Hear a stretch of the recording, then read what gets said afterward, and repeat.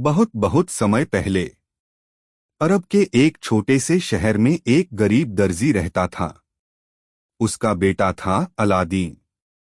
Aladdin दिन भर अपने छोटे बंदर अबू के साथ बाजार में खेला करता था। एक दिन दुकान में एक अजनबी आया। अजनबी, सलाम बेटे अलादीन, मैं तुम्हारा चाचा हूँ। बहुत सालों बाद लौटा हूँ। चलो मैं तुम्हें एक गुप्त खजाना दिखाता हूँ। नैरेटर। अलादीन उत्साहित हो गया और अपने चाचा के साथ ऊंट पर बैठ गया।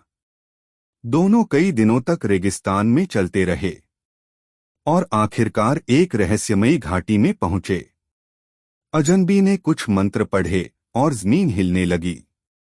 एक चमकदार संगमरमर का पत्थर ऊपर उठा।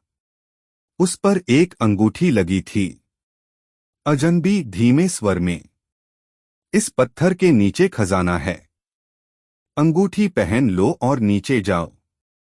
लेकिन सावधान, किसी चीज को मत छूना। अलादीन ने सीढ़ियां उतरनी शुरू की। नीचे उसे सोने की दीवारें और चमकते रत्न दिखे। वह आगे बढ़ा और वहां एक पुराना चिराग जलता हुआ देखा। उसने चिराग उठाया और ऊपर लौटने लगा। लेकिन अलादीन, चाचा, मुझे ऊपर खींचो। अजनबी गुस्से में, पहले चिराग दो। अलादीन ने मना किया और चाचा ने जादू से दरवाजा बंद कर दिया। अलादीन गुफा में फंस गया। कई दिन बीत गए। अलादीन रोने लगा। अचानक उसने अपनी अंगूठी मल दी और जिन के आने की भारी आवाज।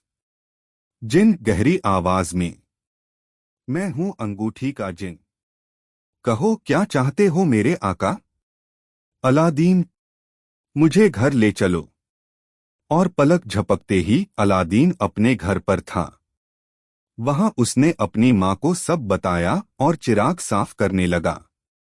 चिराग का जिन, बोलिए क्या हुक्म है मेरे मालिक?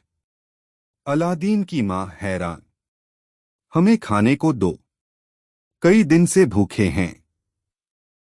तुरंत जिन ने 12 चांदी की थालियों में स्वादिष्ट पकवान सजा दिए। अब अलादीन और उसकी मां सुखी रहने लगे।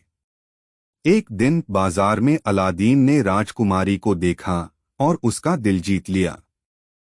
उसने ठान लिया, मैं इसी से शादी करूंगा। अलादीन ने जिन की मदद से सुल्तान को 40 थालियों में हीरे जवाहरात भेजे और एक खूबसूरत शाही महल बनवाया जो सुल्तान की खिड़की से दिखता था। सुल्तान बहुत खुश हुआ और बोला, सुल्तान, अलादीन, अब तुम मेरी बेटी के लायक हो। और फिर हुई धूमधाम से शादी। लेकिन कहानी यहीं खत्म नहीं होती। वही बुरा जादूगर वापस आया जिसने खुद को चिराग बेचने वाला बताया।